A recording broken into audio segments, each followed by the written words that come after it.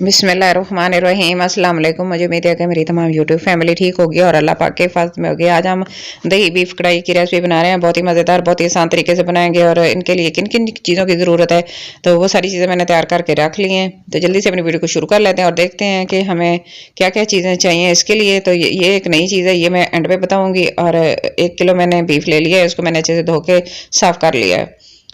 और अब हमने कुकर लेना है, तो इसमें बीफ डालेंगे और इसको अच्छे से पकाएंगे। 2 मीडियम साइज के स्लाइस में कटे हुए प्याज डाल देंगे।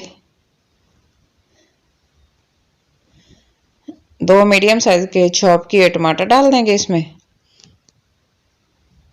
और 8 से 9 पीसेस जो हैं वो लहसुन के इसमें ऐड कर देंगे।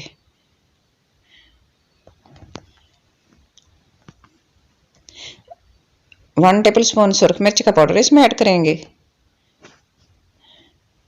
और हल्दी पाउडर 1 टीस्पून।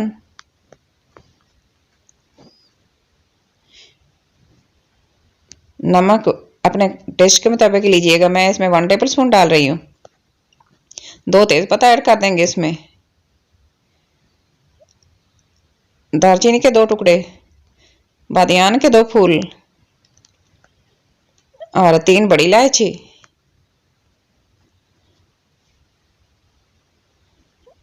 ये 6 छोटी इलायची डाल देंगे इसमें। 8 से 9 लौंग डाल देंगे। धनिया पाउडर जो मैंने 1 टेबल स्पून लिया है, इसमें हाफ टेबल स्पून अब डाल दूंगी और हाफ टेबल स्पून मैं इसमें बचा के रख लूंगी, वो एंड पे डालेंगे। जीरा पाउडर भी मैंने 1 टेबल स्पून लिया है, तो हाफ टेबल स्पून इसमें डाल देंगे और हाफ टेबल स्पून जो है वो हम एंड पे डालेंगे, ठीक है। और 4 गिलास पानी के ऐड कर देंगे।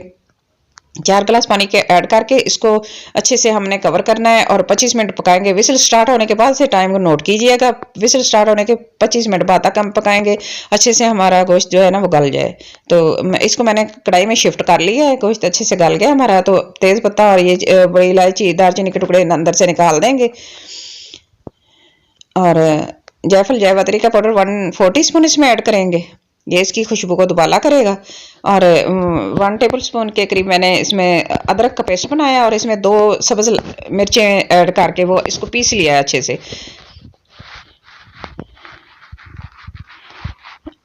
अब इसकी अच्छे से बुनाई करेंगे और 1 कप के करीब ऑयल ऐड करेंगे।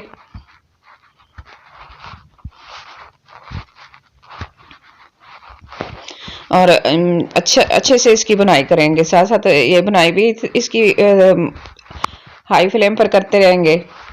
और अब इसमें ऐड कर देते हैं दही। दही मैंने आग बंद करके इसमें मिक्स करूँगी, क्योंकि फट जाती है दही तो फिर तो इसलिए। और हाफ टेबल स्पून में धनिया पाउडर, हाफ टेबल स्पून जीरा पाउडर जो मैंने बचा के रखा था वो इसमें ऐड कर देंगे। काली मिर्च का पाउडर 1/4 टीस्पून इसमें ऐड करेंगे। मसाले सारे चले गए इसके अंदर। अब इसको अच्छे से पकाते रहेंगे और इसकी बुनाई करेंगे, दही का पानी खुश्क हो जाए। लेमन जूस ऐड कर देंगे 1 टेबल स्पून।